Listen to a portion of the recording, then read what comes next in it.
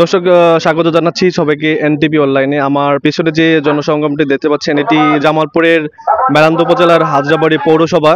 তো এখানে যে লোকগুলি রয়েছে তারা মানববন্ধনে দাঁড়িয়েছেন তাদের জমি ফিরে পেতে। তারা যেটা মানববন্ধনে দাবি করছেন, তাদের যে জমিটি রয়েছে সেটা নিয়ে হাইকোর্টে তাদের সহ রাষ্ট্রপক্ষের একটি মামলা চলমান রয়েছে। তো মহামান্য হাইকোর্ট থেকে যে নির্দেশনা রয়েছে সেটা হচ্ছে উভয় পক্ষকে সেখানে যেতে নিষেধ করা হয়েছে। তো সে নিষেধ অমান্য করে তারা যেটা অভিযোগ করছেন, হাজরাবাড়ি পৌরসভার যে নির্বাহী কর্মকর্তা জেনিন তাসলিম তিনি ক্ষমতার অপব্যবহার করে কিন্তু এখানে এর আগেও হাটের ইজারা দিয়েছিল। ইজারাটা কিন্তু অবশেষে গত কয়েকদিন আগে স্থগিত করেছে। তো হাটের ইজারা স্থগিত করলেও তারা কিন্তু নতুন করে এখানে যে হাজরাবাড়ি পৌরসভা, সেটা আপনাদের অবগতির জন্য জানা রাখি, হাজরাবাড়ি পৌরসভাটি 2015 সালে গঠিত হয়েছে। এই পৌরসভার কিন্তু কোনো ভবন নেই। এই নিষেধাজ্ঞা, হাইকোর্টের নিষেধাজ্ঞা অমান্য করে কিন্তু এখানে যারা মানববন্ধনে দাঁড়িয়েছেন তারা কিন্তু অভিযোগ করছেন যে নিষেধাজ্ঞা অমান্য করে নতুন করে পৌর ভবন নির্মাণের জন্য তারা টেন্ডার নিয়োগ করেছেন। তো আমি যদি এখানে একজন কথা বলবো, এখানে মানববন্ধনে যিনি জানিয়েছেন। আচ্ছা, আপনি কি জন্য মানববন্ধনে দাঁড়িয়েছেন আর আপনাদের দাবিটা কি? বিসমিল্লাহির রহমানির রহিম। আমি মাওলানা আশিক এলাহি, আমার দাদা মরহুম শামসুল হক আকন্দ, ইনি এই সম্পত্তির মালিক।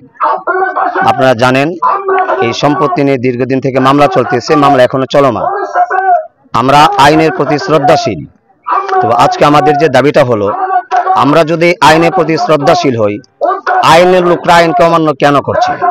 আপনি ইতিমধ্যে যে আপনি দেখতে পাইতেছেন এখানে এই যে জায়গার উপরে নিষেধাজ্ঞা আছে, অথচ এই নিষেধাজ্ঞাকে উপেক্ষা করে কার বা কোন শকুনের ইশারা পেয়ে আমাদের প্রেসিডেন্ট মহোদয় ওনার নেতৃত্বে এখানে কাজ শুরু হচ্ছে। আমি আজকে যারা কাজ করতেছেন তাদেরকে আহ্বান করছি যেন এই কাজ অচিরেই বন্ধ করে, আর যদি তারা বন্ধ না করে আমাদের মামলা হামলার ভয় দেখিয়ে লাভ নেই। আমরা ইনশাল্লাহ আইনে লড়াই করব। প্রয়োজনে আমরা যদি ন্যায় বিচার পাই আমরা এই বাজারে আসবো, আর ন্যায় বিচার না পেলে আমরা চলে যাব।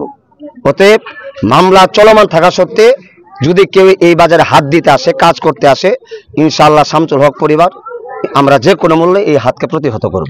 আচ্ছা, হ্যাঁ দর্শক দেখলেন, আমি কথা বললাম একজন ভূমি মালিকের সাথে। তিনি যেটা বললেন যে একজন পৌর নির্বাহী যিনি আইনের প্রতি সব জানার পরও অত্যন্ত শ্রদ্ধাশীল হওয়ার কথা, সেই শ্রদ্ধাশীল না হয় কিন্তু তিনি আইনের আদেশ অমান্য করে এখানে অবৈধভাবে হাইকোর্টের নির্দেশ অমান্য করে পৌর ভবন নির্মাণের অনুমতি দিয়েছেন। তো আমি একজন কথা বলবো, এখানে কিন্তু অনেক মহিলারাও রয়েছেন যারা ভূমির মালিকারা রয়েছেন। আমি যদি এখানে কথা বলি একজন মহিলা ভূমি মালিকের সাথে, আপনি এই যে এই মানববন্ধনে আজকে কি জন্য দাঁড়িয়েছেন? আজকে দাঁড়িয়ে আছি আমার আব্বার সম্পদ আমরা দাবি করছি কি জন্য? আমরা এত মামলা করতেছি, ওরা কোনোভাবেই মানতেছে না। ওরা ইজারা নিজেই তুলে, পূর্বসভার লোকেরাই তুলে। আমরা রাত 8টার সময় আইয়া দাঁড়াই থাকি, তখন ওরা মধ্যেই থাকে, পূর্বসভার ভিতরেই থাকে, বাইরে না।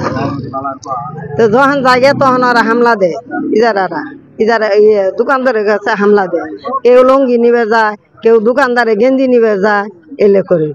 তা আমরা কইছি আন্নারা যাইন যে নেই, আন্নারা নাম টুকাই আসবেন। আচ্ছা, আজকে মানববন্ধনের মাধ্যমে আপনি কি চাচ্ছেন, কি জানাতে চাচ্ছেন? আমরা চাচ্ছি যে আমরা এই বিচার চাই, এই ন্যায় বিচার চাই। আমরা এই জমিন উদ্ধার করতে যা নাগবো আমরা তাই চাই। আচ্ছা, দর্শক শুনছিলেন, একজন ভূমি মালিকের সাথে কথা বলছিলাম। তিনি যেটা বলেছেন যে তাদের যে জমির মামলাটি দীর্ঘদিন যাবৎ চলমান রয়েছে, সেখানে কিন্তু হাইকোর্টের নিষেধাজ্ঞা অমান্য রয়েছে।